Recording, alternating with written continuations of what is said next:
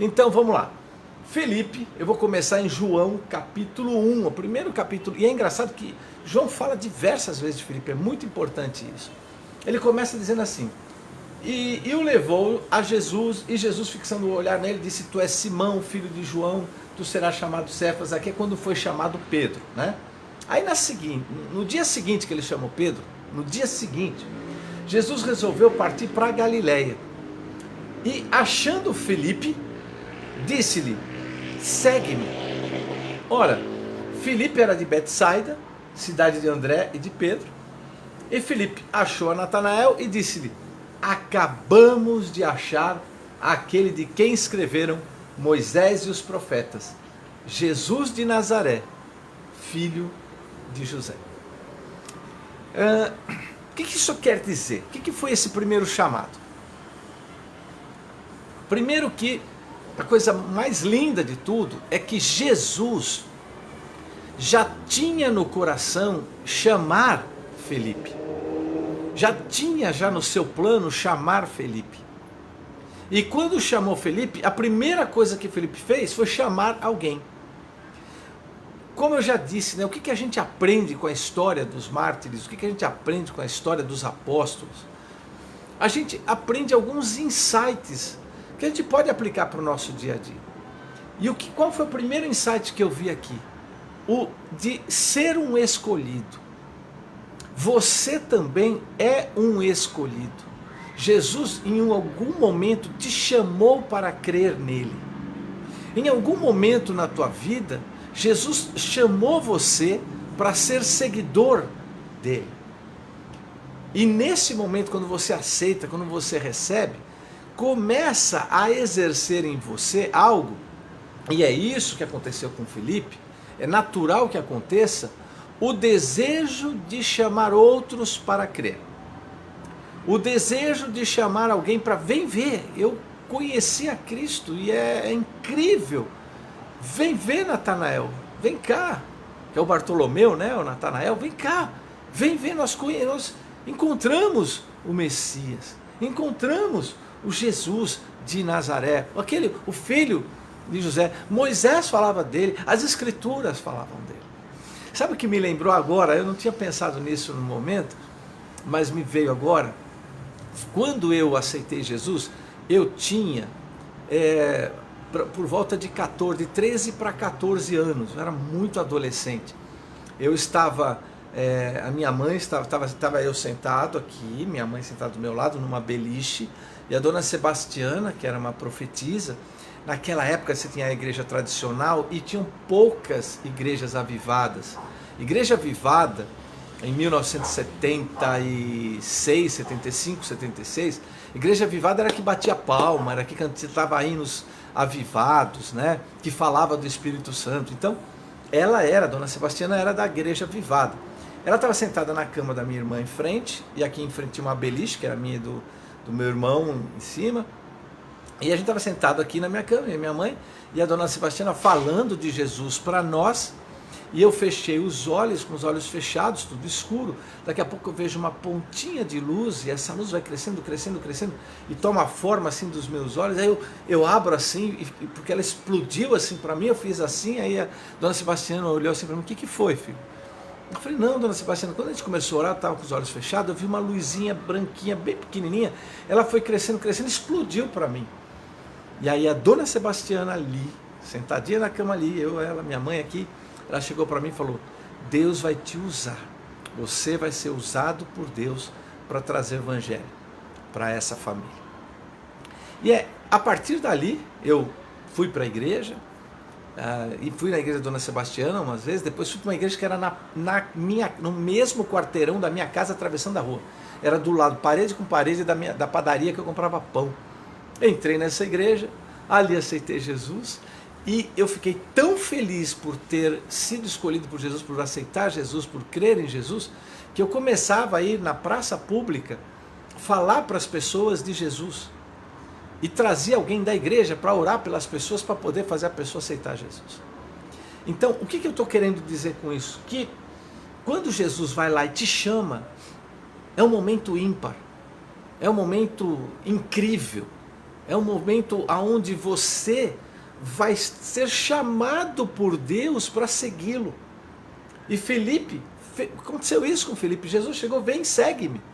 Então o que aconteceu? Ele abriu mão de um monte de coisa. Com certeza ele devia ter outras responsabilidades. Com certeza ele devia ter outras atividades. Ele simplesmente falou, eu vou seguir. E seguiu. E não só seguiu, como evangelizou. E é isso que eu acredito que Deus já está falando com você. O seu papel nessa terra é a tua vida evangelizar.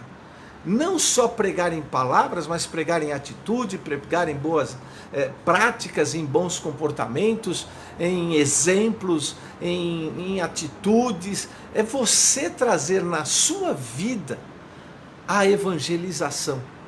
Trazer Cristo em você e as pessoas olharem para você, eu vejo Cristo em você. Eu quero essa vida que você tem. E aí você vai fazer o quê? Você vai abrir um espaço para o próprio Senhor Jesus chamar quem tem que chamar. Porque Natanael também foi chamado por Cristo depois quando foi encontrado, né? Que aí Jesus falou que eu vi você lá embaixo da árvore lá. Então ele pegou, olha, você realmente é um profeta. Então quer dizer, o nosso papel, veja bem gente, o nosso papel não é converter as pessoas.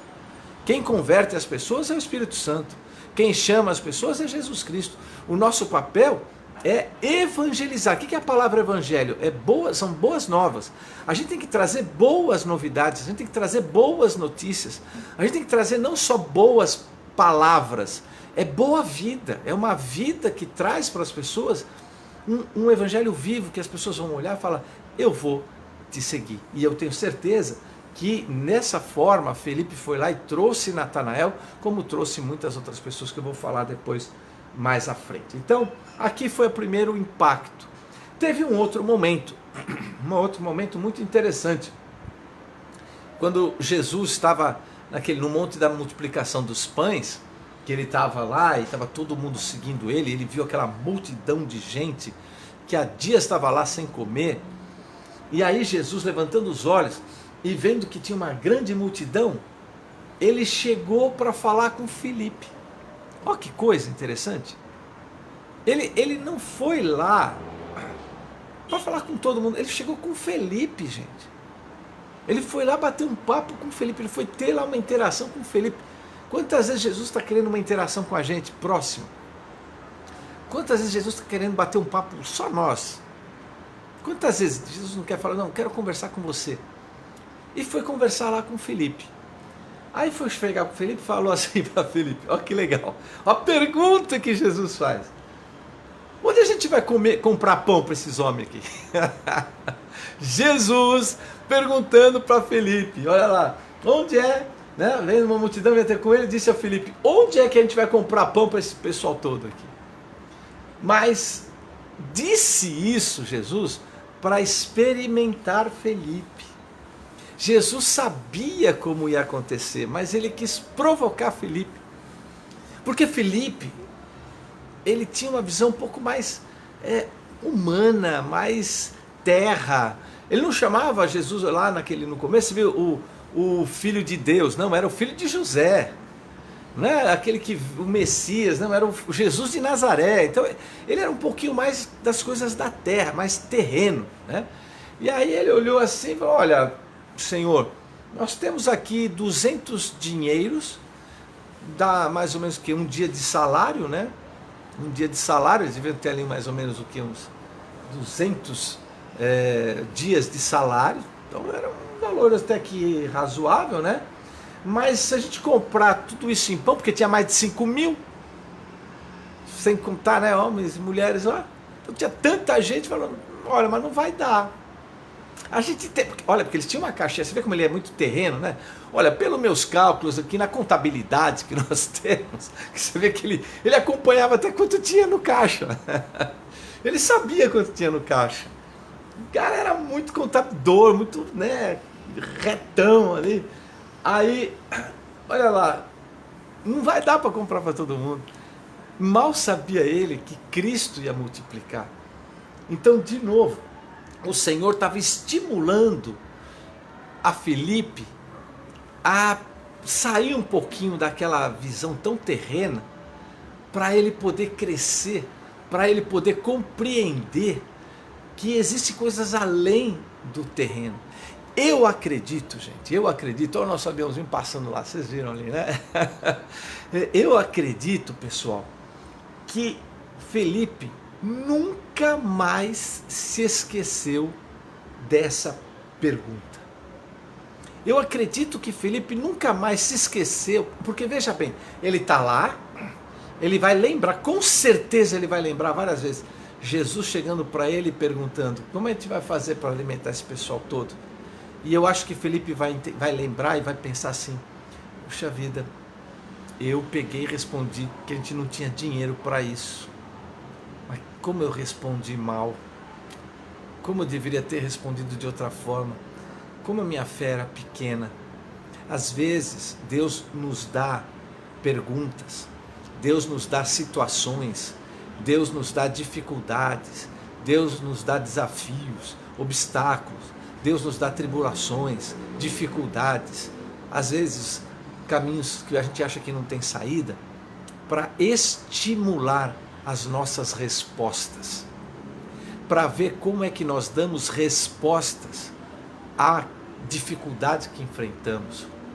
Será que a gente, numa dificuldade, dá aquela resposta, Jesus, eu não tenho dinheiro para isso? Ou Jesus, eu não tenho como sair dessa situação? Ou Jesus, está muito complicado, não tem saída? Felipe disse isso para Jesus.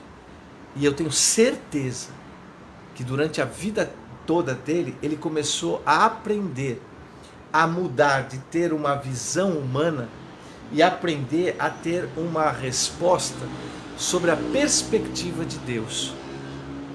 Porque ali ele aprendeu a resposta certa para essa pergunta, onde compraremos pães para estes comerem? A resposta é, Senhor, tu sabes, tu tens o poder, se tu quiseres, só pode fazer cair pão dos céus. Por quê? Porque quando Moisés estava no deserto e o povo estava lá no deserto, veio o pão do céu. Se o Senhor quiser, só pode trazer pão do céu. Essa seria a resposta pela perspectiva de Deus. Você está me compreendendo, gente? Está compreendendo o que aconteceu com Felipe nessa hora?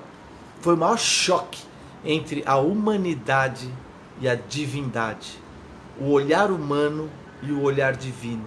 Às vezes nós estamos dando respostas humanas, ao invés de dar respostas divinas. Às vezes estamos com a perspectiva de uma relação humana e não estamos deixando de ter a perspectiva de uma relação divina. No deserto cai pão do céu, água da rocha, o mar se separa. Então são questões de perspectiva, e Felipe aprendeu isso. Estava ainda aprendendo. Tem uma outra passagem que Felipe foi abordado por gregos. Tinham gregos ali que estavam chegando ali na Páscoa, né? Quando Jesus entrou lá em Jerusalém, que foi recebido, né, com hosanas, né, o filho de Davi, que foi recebido, entrou num burrinho lá tal. Ali era já a semana final dele. Quando ele está lá, alguns gregos chegaram e pediram para Felipe, Felipe, nos leva até esse Jesus. Olha que coisa interessante. E aí Felipe foi falar com André, e André e Felipe foram até Jesus.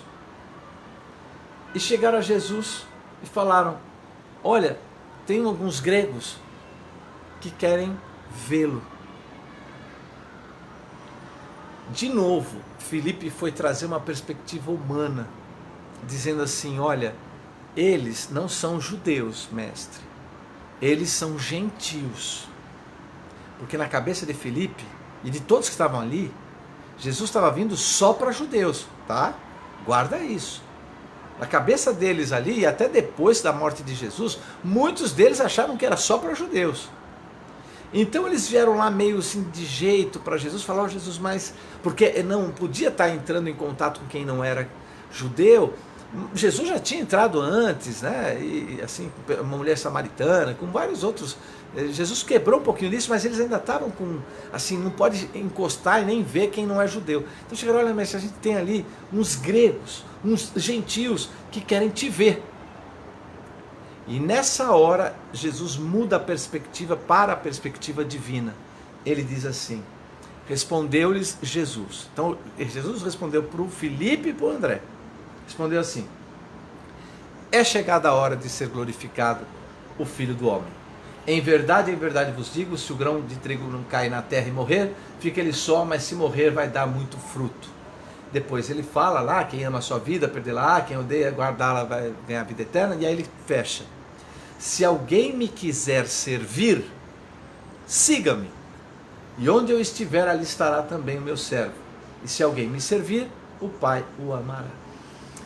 E aí ele fala que ele vai ser levantado. Olha, segue comigo para entender essa resposta. Chegam alguns gentios, pedem para ver Jesus. Vem numa perspectiva humana, Filipe traz, querem te ver. E Jesus, na perspectiva divina, diz, eles vão ver quando eu for levantado na cruz.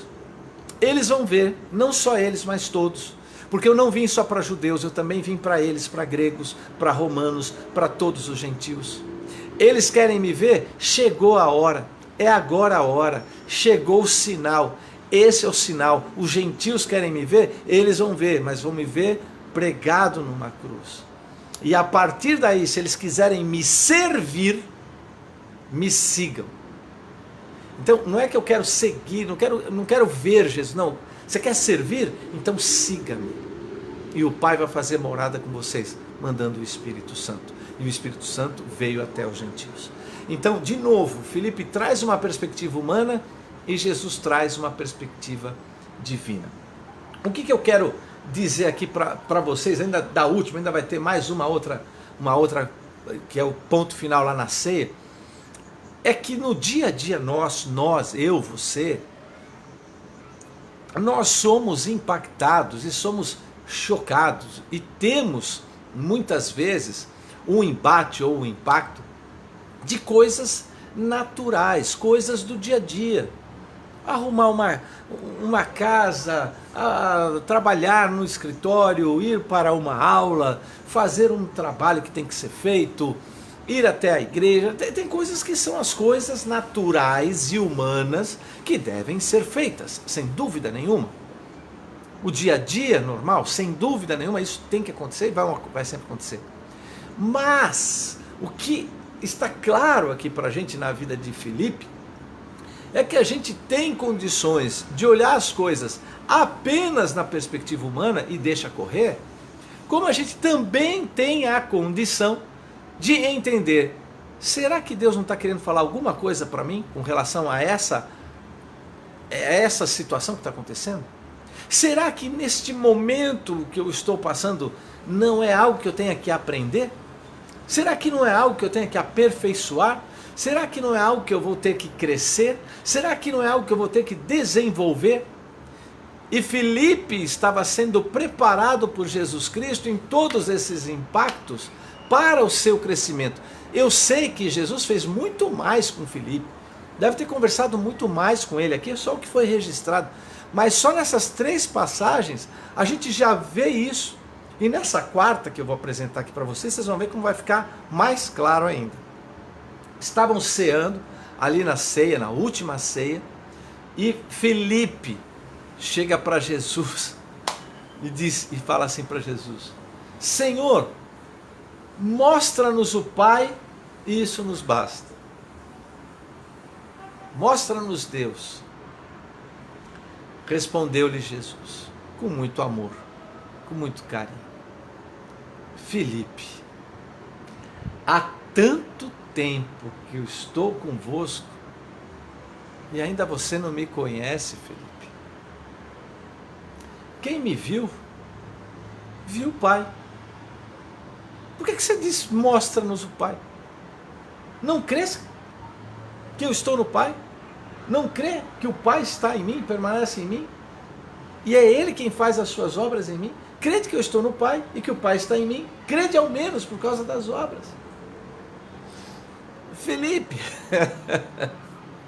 as suas respostas estão sendo humanas e as suas perguntas estão sendo humanas.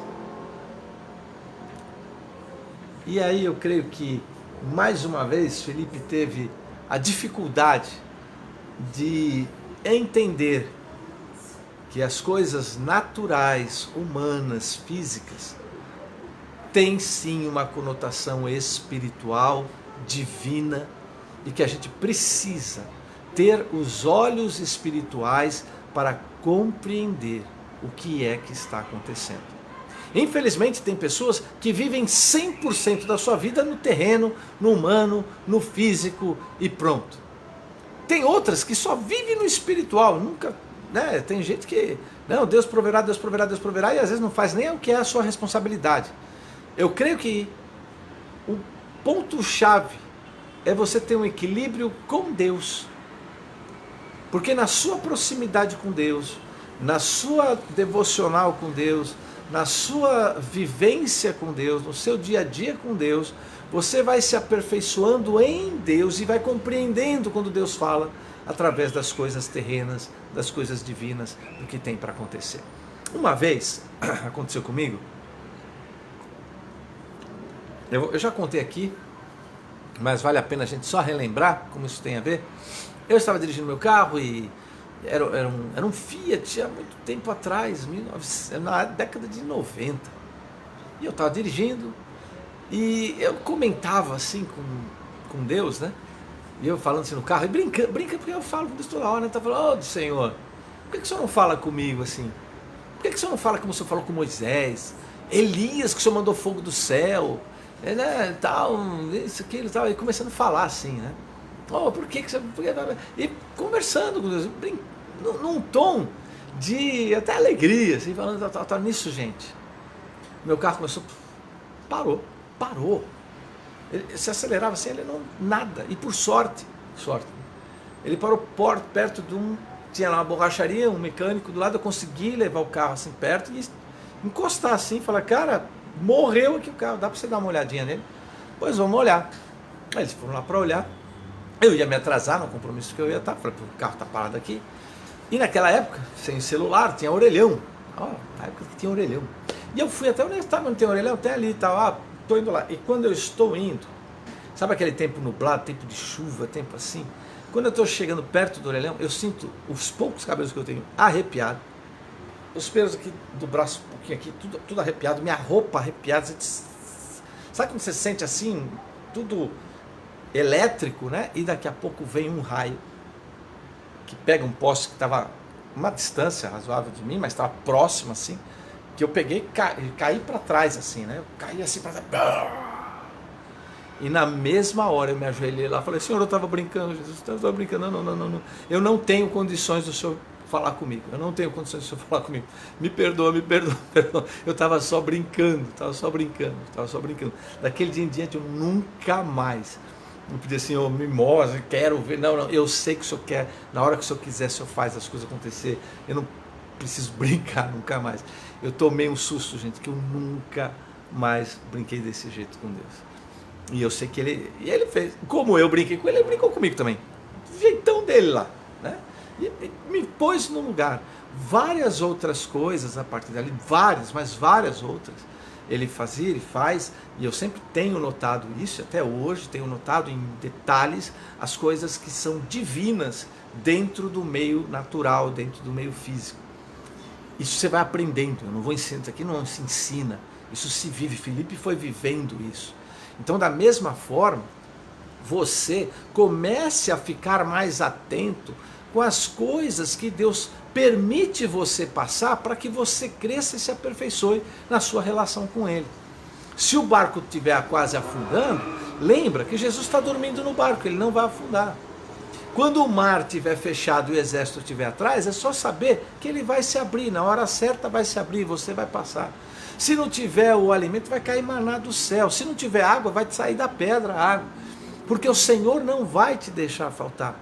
E é isso que ele quis passar para Filipe. E aí, a partir daí de Filipe, ele depois que, né, Jesus morreu, ressuscitou, subiu aos céus, Filipe foi para o Egito, foi pregar no Egito. Ele pregou lá no Egito, pregou na Etiópia, foi para a Grécia, fixou lá numa região lá na Grécia, foi para a Ásia Menor, né? E quando ele chegou ali numa região ali da Ásia Menor, ele diz, Eusébio, que é um escritor, né, Eusébio de Cesareia, como é conhecido na tradição, que ele, existem algumas, né, pessoas que falam que ele foi crucificado, outros que ele morreu enforcado, outros que morreu de morte natural, tem vários, mas o que mais a corrente tradicional cristã afirma é que quando ele foi para essa região de muitos deuses romanos, adorava-se o deus Marte. Uma vez ele foi obrigado a reverenciar ao deus Marte, ele não fez isso, e aí saiu uma cobra e diz, né, esses escritos, que essa cobra mordeu o filho do rei daquela região, e o filho estava ali, caiu morto, mais 2 pessoas, e ele foi lá, orou e ressuscitou. E a partir dali ele foi respeitado, mas mesmo assim começou a ter muita briga, porque ele era contra a adoração aos outros deuses. A partir daquele momento ele não deixava, ele estava tão impactado e tão fortemente usado pelo Espírito Santo, que muitas pessoas começaram a se converter ao cristianismo, muitas pessoas começaram a se dobrar para o Senhor, e acredita-se que foi o imperador na época do imperador Domiciano, que foi aquela perseguição a todos os cristãos. Todos que eram cristãos eram considerados como inimigo do Império Romano e eram liberados para serem mortos. Foi liberada a chacina para todos aqueles que eram seguidores. Alguns acreditam que ele foi enforcado, outros que ele foi apedrejado, morte natural, mas a grande tradição diz que ele foi pego por estes que eram idólatras, que ganhavam dinheiro com a adoração de outros deuses, e que o próprio Filipe estava acabando com os negócios deles. Eles o crucificaram de cabeça para baixo, depois de fazer ele apanhar. Alguns dizem que foi apedrejado, que foi martirizado e depois pregado de ponta cabeça. E assim fechou a história de um rapaz que decidiu seguir a Jesus Cristo, aprendeu a viver pela vida espiritual, pelo lado espiritual, e entregou a sua própria vida para que o Evangelho fosse pregado na Etiópia, na Grécia, no Egito, e que até hoje chegasse aqui os sinais da sua história. Que a sua história, que a minha história, possa também chegar a impactar a vida de outras pessoas. Que eu e você, eles foram mártires, que naquela época precisava morrer para que o Evangelho fosse divulgado. E que hoje a gente possa viver para, através da nossa vida, pessoas olharem para nós e falar: ali vai uma serva de Deus, um servo de Deus, e eu quero seguir esse caminho. E que Deus possa, sim, abençoar a sua vida grandemente no nome de Jesus Cristo. Senhor, meu Deus e meu Pai, muito obrigado, Paizinho, pela vida de Filipe, muito obrigado pela vida dos mártires, Senhor, que foram realmente martirizados, mas a vida deles, como o Senhor bem disse, um grão que morre na terra e que produz muitos frutos, continue produzindo frutos através da vida dos meus irmãos aqui presentes e de todos aqueles que forem participar, que eles possam ser a vida e ter a vida, Senhor, ter a vida em Cristo, a vida de Cristo em seu dia a dia, para que outras pessoas possam seguir esse exemplo de Cristo em suas vidas. Eu te peço, Pai, guarda e abençoa. Abençoa os meus irmãos, abençoa a sua família, abençoa todos que querem ser exemplo vivo de Cristo aqui na terra, com a visão espiritual, com a visão divina em meio a tantas coisas que acontecem nesta terra. Que a bênção de Deus seja sobre a tua vida hoje e sempre, e que o amor de Deus, a graça de Jesus e a comunhão do Espírito Santo repouse sobre a sua vida e de toda a sua família hoje e sempre. Amém, amém e amém. E a todos vocês, meu muito obrigado pelo carinho, muito obrigado pela atenção, muito obrigado por vocês poderem compartilhar essa palavra com mais pessoas, obrigado pelos coraçõezinhos também, e a gente vai aqui, seguindo de fé em fé.